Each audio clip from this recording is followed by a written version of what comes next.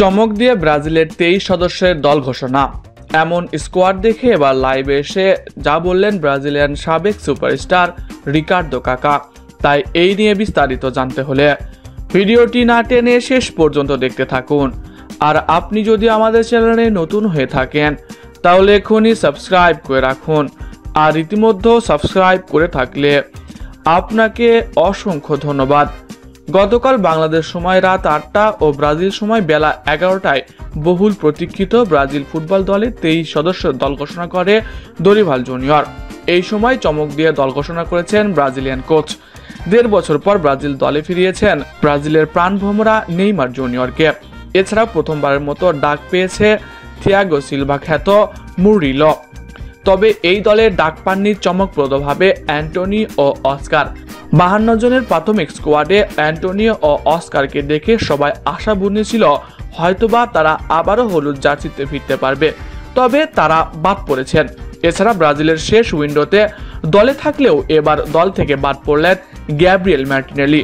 কোনো কারণ দর্শানো হয়নি তার বাদকে কেন্দ্র করে। তবে দরিভাল যে দলটা ঘোষণা করেছে নিজেদের শেষ খেলা 2 বছরে অন্যতম সেরা এটি দল হিসেবে গণ্য করছে ফুটবল বিশ্লেষকরা। এই দলটা নিয়ে অনেক আলোচনা ও সমালোচনা হচ্ছে। এবার এই দল নিয়ে মুখ খুললেন ব্রাজিলের সাবেক বিশ্বকাপ জয়ী তারকা রিকার্দো কাকা। তিনি বলেন, ব্রাজিল 23 সদস্য দল ঘোষণা করেছে। আর্জেন্টিনা ও কলম্বিয়ার বিপক্ষে আমাদের 2টি গুরুত্বপূর্ণ ম্যাচ রয়েছে। এই 2 ম্যাচে আমাদের জয় পেতেই হবে।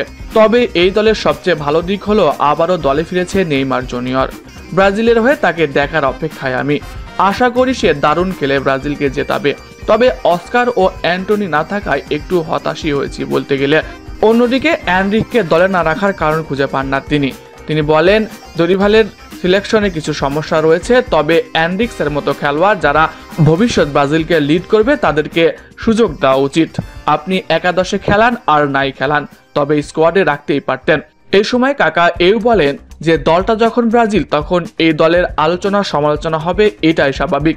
এটা পাশ কাটিয়ে ব্রাজিল মাঠের খেলায় মনোযোগ দিতে হবে। মাঠে ভালো খেলবে বলে আমি আশা রাখি। নেইমার, ভিনি, রাফিনহা, রদ্রিগোদের নিয়ে আক্রমণ ভাগ সাজানো অবশ্যই যে কোনো প্রতিপক্ষের জন্য চ্যালেঞ্জকর।